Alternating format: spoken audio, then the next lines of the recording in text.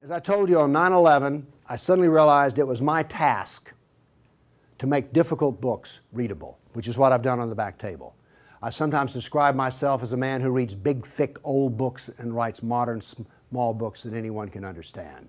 And actually, I rather enjoy it. I don't surf the web. People are disappointed when they run into me sometime and some other counter-jihadist, they go, "Have you seen my website?" No. I don't even go to my own website. I have very little interest in the web except for Craigslist and Yahoo Headlines and Drudge. That's it. So I like reading big, thick, old books. I really do. But I thought when I got my books written in which the Quran was easy to understand, here's Muhammad easy to understand, all these books on Sharia and everything were easy to understand, I thought, we win. No, we don't even have game. Because what I discovered was, other than a minority view, and trust me, you are so minor, everyone else's reaction to the knowledge, to the answer to question, what is the true nature of Islam, react in fear, hatred, and anger. When I try to explain to people something about Islam, they're terrified. So I thought people would run when I got my books published, and indeed they did run away from me. So I thought there was just one great question. What is the true nature of Islam? But I found there was a second question more important. Why are we afraid to know Islam? Now, remember I told you about stories? Here's the thing. My books are factual. They work here. But in dealing with human beings, if you're going to make a sale, any salesman will tell you this, the facts are secondary to the feelings. And where you get feelings is from stories, amongst other places. And I began to think about, why is everyone so afraid even though they don't know anything? Well, it turns out they do know little figments of stories about Islam that involve violence. And the knowledge that they were into the slave trade does not come as a shock, really. So, remember I told you that the house of Sufism was like a palace with a smell coming up from the basement? Everyone smelled that smell. They just don't want to talk about it. But it's somewhere deep in the back, almost primordial mind. So, the problem is we don't know the history of Islam. We don't know the answer to this question. This is the world of Islam. How did it happen? You can ask very intelligent people, and they will not be able to give you the answer to this question. How did North Africa go from being European and Christian to becoming Arab and Muslim? How did that happen? And is that an important question? How did the Middle East go from being Christian to Muslim? And is that an important question? I think it's an overwhelmingly important question. All right. Now, to understand how that Islamic world came about, we're going to have to go about and see how Islam entered our world. Now, to do that, Islam entered the world of the Byzantine Empire. We know that in the Sirah, Muhammad's life, his last days were spent killing Christians and subjugating them. After he died, that process continued. So, let's describe the world that Islam invaded. Now, we're told that the Roman Empire collapsed when the German barbarians invaded Rome. Y'all heard that story? Well, that's false. That is not true. It is wrong. What happened was, after the German barbarian tribes invaded Rome, they set up their own version of the Roman Empire. They retained classical culture.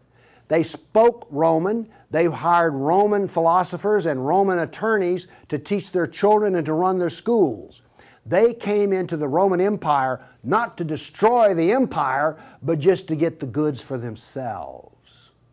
The eastern part of the empire, so-called Byzantine Empire, is over here. Now, this is after the German invasion. The important point is this: there was still a classical empire. It's not collapsed.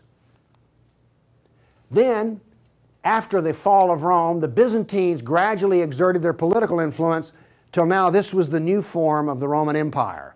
This is the Byzantine Empire, and it is about to be invaded. This is the classical world that Islam invaded. Notice that the classical world is still up and running. It's critical to remember that. It was now weak, but it was still up and running. We're going to see what caused its collapse.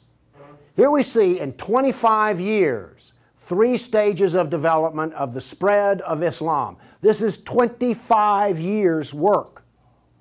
How is it that the Arabs were able to do to the Byzantine Empire what the Persians could not do in Iran? Here's the answer to that question. It has to do with Iran, actually. The Greeks and the Persians had been having wars since forever. All right? The 300 at Thermopylae, that was about the Persians. All right? Alexander the Great, he defeated the Persians. The Persians kept hammering on the Romans and then the Byzantines, and 25 years before Islam invaded, there was one massive last series of battles that left Persia weak and the Byzantine Empire very weak. Then comes along the Black Plague. 1 person in 3 dies. So the Byzantine Empire, when Islam invaded, had been weakened by a long war with Persia and the loss of 1/3 of its population. The economy had collapsed by 2/3. You think the Obama economy is bad? Try 2/3. So we had an empire that was weak, invaded by people with a mission. Now what's important here is these 3 different shades of green represent the different caliphs. This empire is beginning to build here came from people who could be described as the apostles of Muhammad. Why is it important to know that? They knew Muhammad. They held his hand. One of them, Ali, married his daughter. Abu Bakr was his father-in-law. These people are not just brothers in the religious sense, they're brothers in the family sense. They knew Muhammad like I know my wife. And what did they do? Did they go out preaching the Quran? No, they didn't. They picked up their swords, got on their camels and horses, and went out whacking Christians and Persians. That is, this is the true nature of Islam. Here you see it. This is the fruit on the tree. Massive destruction. Now notice something else that's happened here. Egypt is the breadbasket of the Mediterranean. Syria, the heart of the intellectual world of the classical empire. In 25 years, the classical civilization lost its ability to feed itself and lost its biggest brain trust. This destroys classical Christianity. Christianity that we have today is a bloody stump of the original Christianity. Why? This destroyed the heart of it, transformed it. The first stage of the annihilation of classical empire, gone. The heart of it's gone. Okay. A century later, notice over here in Spain, 750 AD, Spain is already Muslim. This is rapid fire conquest. This is going to become very important because this happened as it were in the life of a nation overnight. This brutal assault is the key as to why we fear Islam. Now then, you're next going to see history that you've not heard before. I'm not a historian, but I am a scientist. And I can reason from data. I knew, once I read the story of Muhammad, that I had been fed a pack of lies about what caused the Dark Ages. Roman barbarians didn't cause the Dark Ages. First off, why would these barbarians were Germans? These are the same people who made Germany. You're telling me they were too stupid to learn how to do Roman law and stuff? Of course not. They were very intelligent people. They didn't cause the collapse. But that's the classical theory. If you go to Vanderbilt, that's what they'll teach you. Here we go with the data. There has recently been a lot of classical ancient works that have been translated and put into a database format so they can be accessed. There's been massive archaeological research under the ocean and at the edge of the Mediterranean. From this archaeological research, we're able to track history and economies. All right? That figure I gave you about how the economy collapsed, that came from the study of sunken vessels. Because if you're not buying much, you know, if 1 in 10, let's say 1 in 10 ships is sunk, that figure's not that high, but whatever. If you see a lot of sunken ships, there was a lot of ships sailing around. When they go down, the economy goes down. So from this data, we know a lot. And this, in particular, the database of ancient documents, gives us 548 battles that Islam fought against the classical world. This is all new information. I've talked with people who consider themselves history buffs, and they go, well, let's see, battles of Islam against Europe. Let's see, we've got the invasion, we got Tours, we got the invasion of at Gibraltar, we've got Lepanto, Gates of Vienna, collapse of, okay, that's 5. You talk to a historian, and those are the 5 battles they can scratch up. And I remind you, you can have all of these slides if you just send me an email for it. Okay, what does this new data show us? It shows us this. See the white spots? They're brand new battles. They're going to change to red. These are new. Every time, I want to show you this all over again. Every tick is 20 years. The new battles for that 20-year period come up in white, then they fade to red to show you the history. So white's what's happening right now, red has happened. Let's see how these 548 battles act out over. We're going to watch, in 70 seconds, we're going to watch 1,200 years of conquest. Look how fast this is happening. Bam! Here comes, you didn't know France was hammered that hard, did you? You heard of Tours. Watch what's happening in Spain and the islands. Now, many of these raids or battles, if they're at the coastline, are slave raids. The slaving that took place in here was extensive and went on and on. All of this work is also happening now then. We're now into the golden age of Baghdad. This is the punishment that's being handed out to Christians everywhere. In Spain, after one battle, there were knights' heads were cut off and they made a pile so high that a man on horseback couldn't see over them. All of the European civilization in North Africa is now gone. I have a question. Have you read the 13th Tribe? No. Okay. Now, pretty soon, and by the way, there will be a period of time, and you can see the clock running up here, there will be a brief blip of 5 battles that occur in North Africa, the Barbary Pirate Wars. We're on there. Okay? Now then, Byzantium has fallen. Now then, Eastern Europe is being hammered. Notice that it is relentless. It doesn't stop. This is the history that you're never told about. This is the history that explains how all of this came about.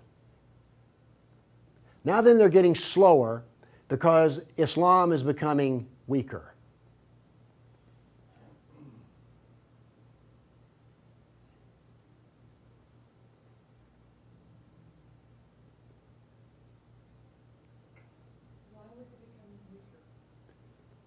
Corruption.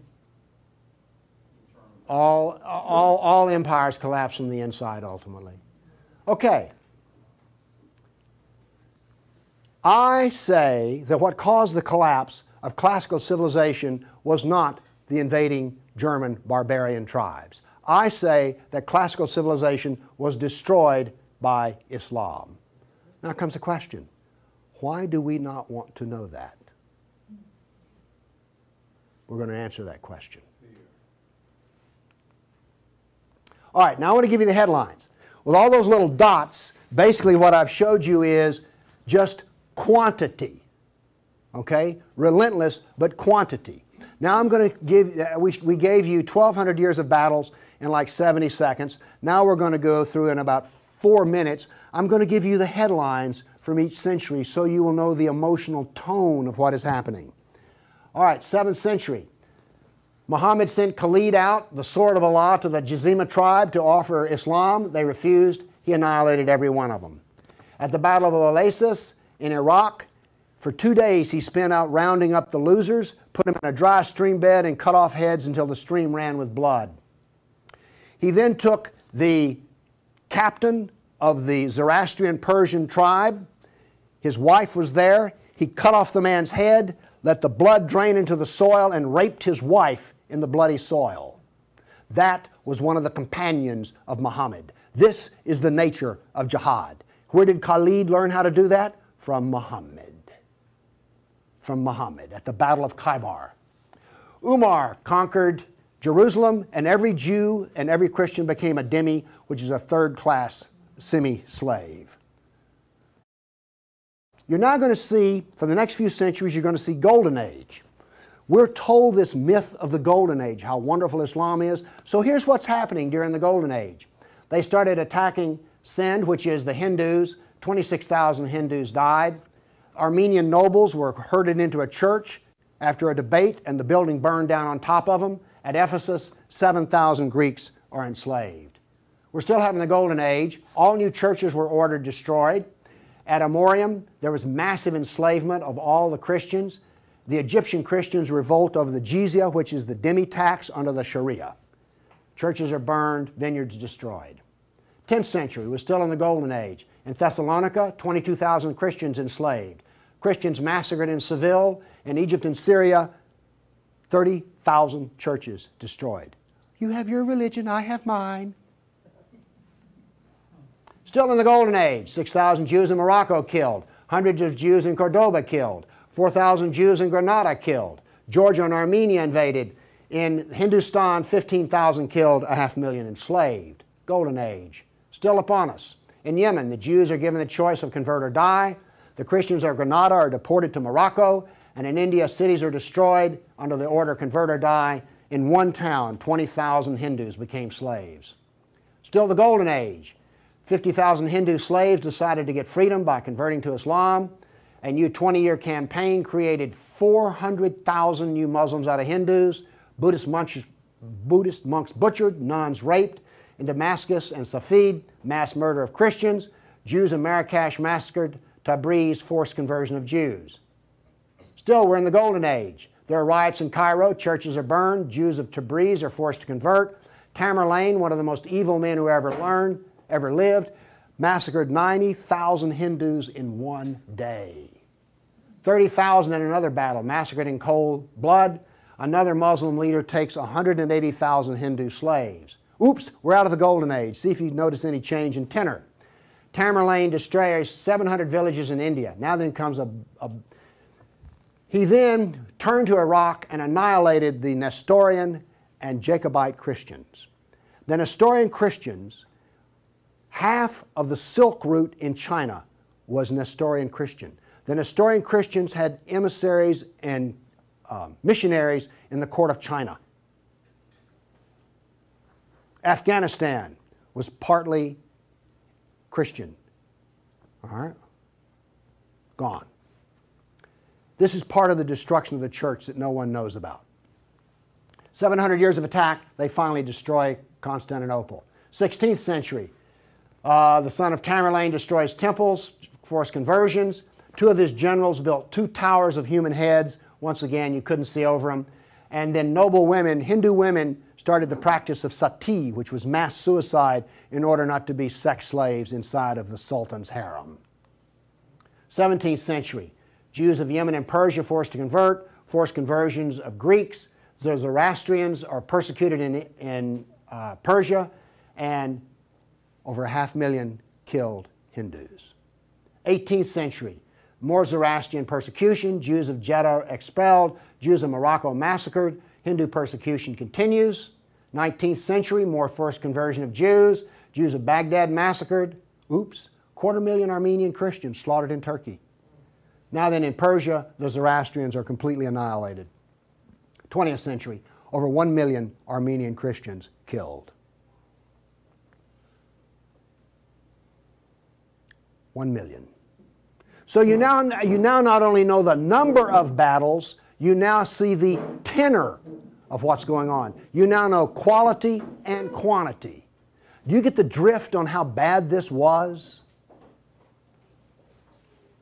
Now then, the establishment doctrine is that we've already told you classical collapse had nothing to do with Islam, and indeed Islam was a source of good because the hillbilly Europeans lost their classical learning and the shrewd, smart Arab Muslims preserved all the knowledge in the Golden Age. This is what is taught in our schools. I maintain that it was annihilated by Islam. Okay, we've been talking about land here. I now want to talk about water because classical civilization was based upon the Mediterranean Sea. Egypt was part of the Mediterranean world. It was not part of the African world, okay? Because to go from Alexandria, Egypt to Nigeria was a lifetime. But you could get on a ship and be there in 10 days. Does this make sense? It was cheap transportation. You could haul a ton of grain from Egypt to Rome as much as it cost 75 miles by ox cart. This is important. I'm going to be driving back on the interstate after I finish talking here. I do not expect to be attacked or shot at on the way. I presume that the interstate is safe travel. It used to be that way under the Roman peace. That ended. The importance of naval work, as many as 500 boats could be in the harbor of Constantinople. The collapse of the freedom of sea. Let me show you something. Now we know this from history, the data. Rome used to communicate with France by boat. After Islam, they went overland through the Alps. Why did they do that? There was no longer freedom of the sea. Here's interesting. The Black Plague was a known problem in the Mediterranean. It used to take 4 months to get from here to Constantinople because there was sea trade back and forth. Well, that was eliminated. So now then, when there was an outbreak of the Black Plague, it went from harbor to harbor, all around here, and it took 4 years to get to here. Do you see the point I'm making? There was that little freedom of trade. As a merchant striking out to do business, you could wind up with your ship gone, your goods gone, and you're in chains, enslaved. By the way, this cuts down a lot on commerce. A brag. The Christians couldn't float a plank on the inland sea. What did this do? It isolated Europe and impoverished Europe. So, you know the business of the Barbary pirates? You know the business of the Somali pirates? Same. It is Sunnah. It is Sunnah, the way of Muhammad. There's a famous hadith which is repeated endlessly in which Muhammad awakes in a dream and he sees his jihadists sailing the inland sea. Islam always practices, where possible, economic warfare. Muhammad attacked caravans. What was attacked in New York? Ooh, Trade Center. This, economic warfare. I am an admirer of Islamic civilizational war methods. They're superior to everyone else's thinking in war. They use everything for war. Everything, including the womb. This was an economic jihad. There were 3, you've heard of the Dark Ages? Well, there were 3 Dark Ages. One in Europe, one in Turkey, one in North Africa. You weren't told that, were you? Wonder why. Here we see some ruins. What's the importance of these ruins? Well, they're up and standing. What happened to all the ruins in Rome? Well, the people who were still living there used them as quarries. They harvested them. The Colosseum remained simply because it was so big. What does this tell us here? If all this stone is still stacked up, there were no people. The invasion of North Africa was so brutal and so fast that it actually left in the harbor a layer of silt. Here's how that happened. North Africa used to be farmland, irrigated farmland. The Romans, clever men that they were, put along the roads in North Africa olive trees for shade and for keeping the road fixed for free. Because what would happen is you would bid on buying a lease on a stretch of Roman road in North Africa. You maintain the olive trees and the road, and you got to keep the olives. So the Romans got money from selling the lease, and then they got the road fixed for free, and somebody has a business making money. Is this clever or what? That all ended because the invading Arabs were not farmers, they were herdsmen. The people there were Christian, and so therefore, when the average Arab family would own 50 goats. They put their goats out into the fields of Christians, and the Christians as dhimmis had no right to protest. Between death and the erosion of the crops, this produced a layer of silt in the harbors. So that's how brutal, hard, and fast came about this collapse of economy in North Africa. What was left for a European economy? Furs, lumber, swords, and slaves. We're now really getting to one of the points where we don't want to know this history. Anybody here all real proud about how some of your ancestors were taken off a coast in Italy and then put into a harem in North Africa? And now you have children from that who are distant relations? You see, you may have distant relations in the Arab world you don't know about because 1 million Christians were sold into slavery. And by the way, the Venetians helped to do that. And another embarrassing piece of news is this. The Jews were very big in the trans-Mediterranean slave trade. Nobody comes out of this looking good. No one looks good. Are you also beginning to see, like, I don't think I want to know any more about this history at all? Okay? Are you catching on here? All right. Now, the other thing we're told that's so bad about Christianity and so pitiful about those poor Muslims are the Crusades. Who's ever heard this? Well, the Crusades, oh, that's so embarrassing. Gosh, you know, we got out of Europe, we went over there and invaded the Arab lands, and then we killed them and hurt them, and like, oh, I've heard preachers wallow in pity about how drastically bad the Crusades were. All right, first off, Islam, remember, destroyed 30,000 churches. The Jews and Christians were dhimmis.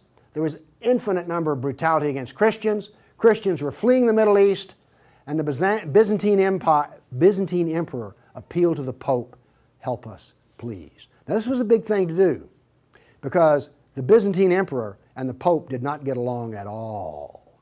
But these were desperate people. And what did the Pope look out and see?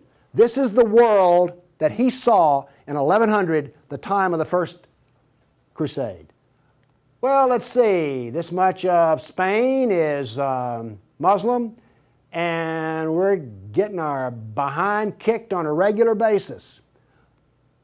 Oh, well, this Christianity's gone. Oops, this Christianity's gone. And look at all the battles in the non-Christian, in the areas that are still Christian. Do you see the geopolitical problem that the Pope was facing here? This was not just some, we'll saddle up, get on our horses, and go steal from them Arabs, which is what you're told. This is the political picture. But now then, let's do this. Let's look at a battle map for the Crusades. Let's be fair. I showed you the jihad map. Now here comes the Crusade battle map.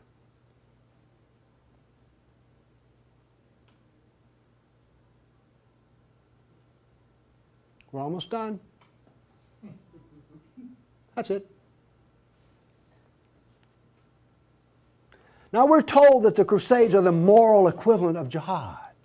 And therefore we need to be ashamed and whine and cry. All right. The Crusades were defensive, lasted 300 years, and the last one was over 800 years ago. All the jihad was offensive, lasted 1,400 years, and it's happening right now. In all probability, some Christian is being slaughtered in Nigeria today. Now, Is this moral equivalence?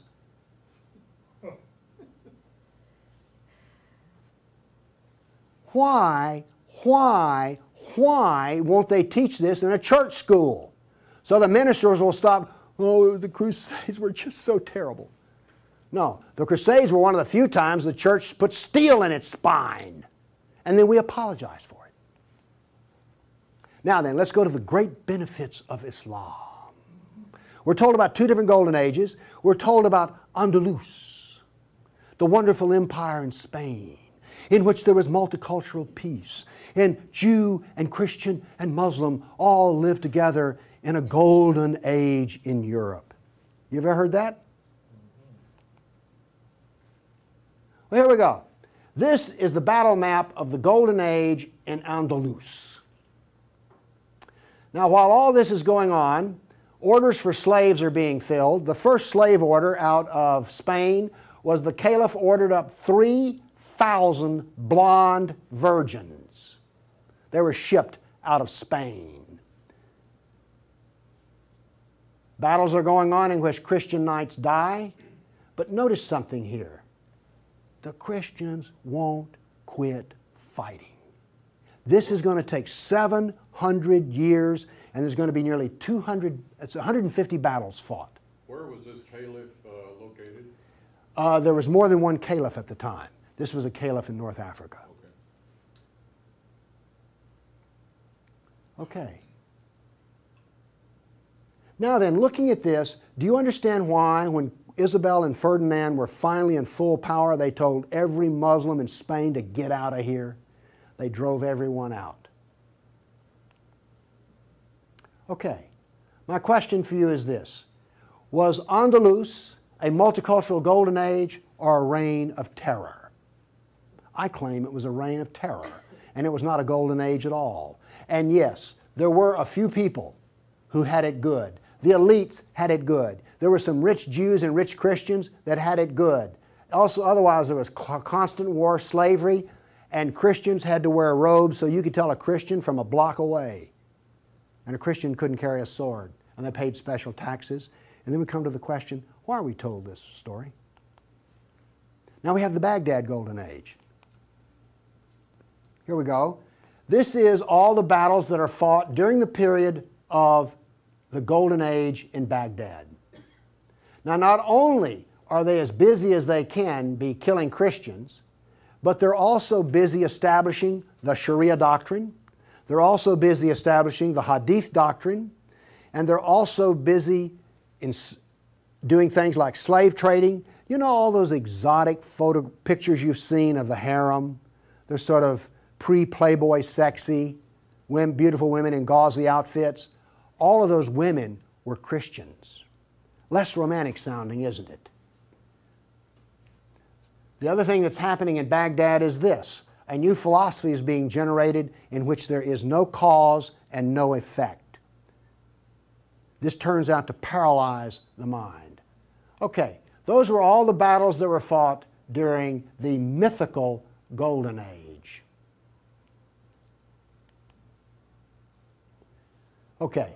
During the Golden Age, Christians and Jews were dhimmis, Christians were sex slaves. Here's one that gets me. During this Baghdad Golden Age, they evolved a philosophy in which there were no laws of nature and there was no cause and effect. I'm a scientist. We work off of two laws, the law of contradiction, does the data contradict the data, and the law of cause and effect. I've just explained to you why, out of their Golden Age, why you don't find Muslims getting Nobel Prizes in science. You cannot be a scientist and not believe in cause and effect. You just can't. Won't work. Now then, the Christians did all of the vaunted translation of the Golden Age text, and get this. We're told that this was such a great peak of learning, they destroyed 90% of the books. And we're told that the remaining 10% they preserved is like, oh, this was the Golden Age. Oh, we live in eternal gratitude to the Muslims. If they had come along, we'd have had 100% of them. Presented with a library in India, the largest library in the world was a Buddhist library in Nalanda. They came to him and reported the existence after they had conquered, and they said, "What shall we do with the library?" The order from the general was this: if it contains any information that is in the Quran, we already have it, burn it. And if it contains any information that is not in the Quran, it is false, burn it. The same was done with most all of the libraries. And why are we told this was some wonderful golden age that preserved knowledge for us? Ottoman Empire, 1683. The reason I have this up here, Islam in Europe.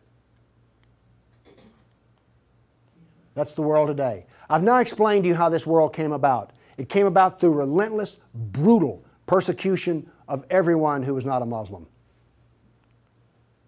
Now then, let's change to modern times. All of that work stops in 1922. This works off a database of 19,000 jihad attacks since 9/11. There are things like this. I know the date, the country, the city, how many are killed, how many injured, and a description. Now, when you present a guy like me with 19,000 pieces of data, I start asking questions, how do we make this make sense? So let's make it make sense. By the way, you did hear all about these 19,000 attacks in the Tennessean and the local newspaper, didn't you? You did hear about this. It was on the nightly news. We heard about Fort Hood. Oh, the workplace incident. Oh yeah, I got that. All right. Anyway, moving along here. This, by the way, is where all these took place. I just think that's interesting. And you'll notice something. This is the Islamic world, and it all centers around it. But notice how much is happening in Europe. Okay. I take the data and I parse it and I divide it. I use Islamic doctrine to analyze this data. What does Islam insist on? Well, in my first lecture, I told you they're fixated on the kafir, right? So I use the kafir to analyze this data from an Islamic standpoint. See, I'm the ultimate multiculturalist. No, really. I'm the only person you've ever met who analyzes Islam on the basis of Islam. Here we go. Here we have, in the last 10 years, the total number of attacks. In the green, we have Muslim on Muslim violence. You mean a Muslim will kill a Muslim? Really? They're doing it in Syria as we speak, right? Remember Iran, Iraq? Okay. Then we have the only one I care about. I mean, my motto here is sell weapons and intelligence to the loser. I'm very serious. You think I'm joking. I know. Okay, here's our story right here. Stays pretty level. That's interesting. By the way, there's hardly a day in which there's not a jihad attack. Modern jihad is relentless, just like classical. Oh, by the way, one of the things this curve proves right here, Islam is bad for Kafirs, Islam is bad for Muslims. Islam is bad for Muslim and non-Muslim. That's what this data shows us. You want to argue with that? Okay, modern jihad is relentless. But what did we see in the other battle map? It was relentless. There are two types of jihad, against the kafir and against Muslim. You see, every time they kill a Muslim, the reason in Syria they're killing other Muslims, they're not real Muslims. Okay?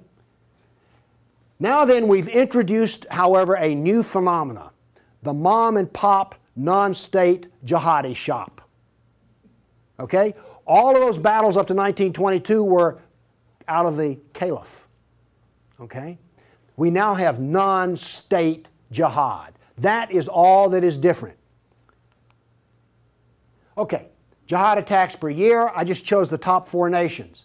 But this doesn't really give us what we want because Israel's teeny weeny and India's great big, so let's do this on per capita. Now then, Israel, I bet you were surprised about Thailand. You didn't know that Thailand was getting whacked on a regular basis, did you? And look, here's a Christian nation, the Philippines, ranks number 3.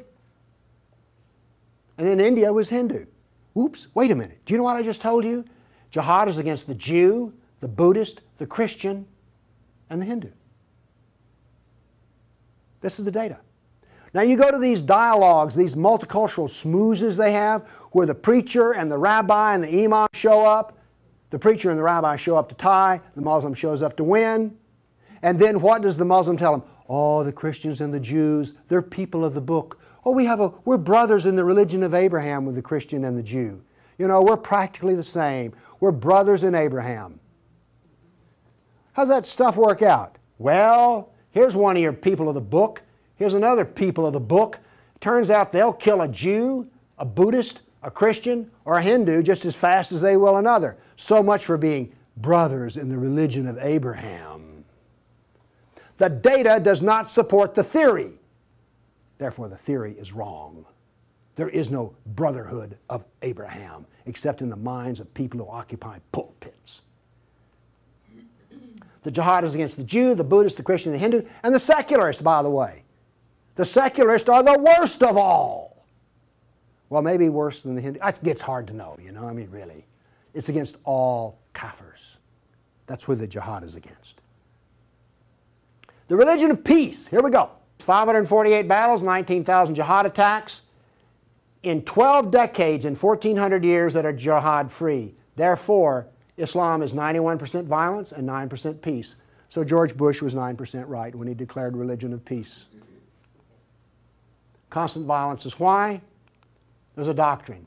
The doctrine of jihad is found in the Sirah, the Quran, and the Hadith. We've already been over this. They don't like kafirs. We have a whole doctrine of jihad within the text. Islam was only successful through jihad. Therefore, we have a doctrine which produces jihad, and it produces this effect of the collapse of civilizations. Here you go. Tears of jihad. 270 million dead over 1,400 years. Read them and weep. Read them and weep. The doctrine drives history. History shows the true nature of political Islam. Political Islam is the enemy of all Kafir nations. There's an intellectual history. In 1,400 years, I've read a lot of old documents. They never talk about the Muslim. They talk about the Arab, the Turk, the Moor, Al-Qaeda, Asian, and it's always been by specialists. And today, all the established specialists are apologists for Islam. Why was the Quran code not cracked recently? How come we don't teach Muhammad? And why is the Golden Age propaganda taught? Why do we remain ignorant and keep suffering? I maintain there's a reason for this. I maintain that this constant brutality over the centuries has produced in the Western mind the equivalent of the abused dog, the beaten wife, and the raped child. We do not think correctly. Everybody's seen the beaten dog that when you approach it, that is the Western mind. We deny the attacks. How much jihad is ever reported? The churches will not even admit that a Christian suffers anywhere. Fear. Muhammad used fear. Any public critic of Islam has a certain fear element there. Guilt. Oh, we haven't treated Islam right. If we treated him better, everything would be good. We don't teach the history. We humiliated.